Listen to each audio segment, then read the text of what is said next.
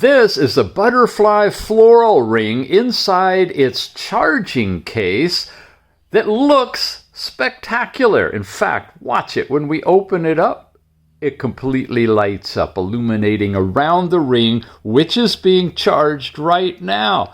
The ring itself is an exquisite work of art. You have flowers, butterflies, all kinds of things on it, and it really, really is an attractive way to wear a smart ring and not even look like that's what's happening. Now, inside here, there's all kinds of diodes and sensors that are collecting information from your heart rate to your blood oxygen, your stress, you name it. And that stuff gets transferred to an app. And this is what it looks like on the app. You get step count information, calories burned, distance traveled, the whole thing is in here.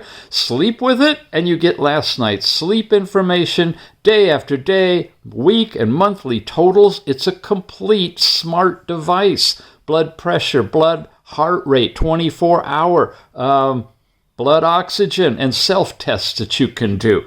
Again, the charging case itself is exquisite. You could buy it, keep the ring on the side, and use that to propose to your beloved with your expensive ring, right?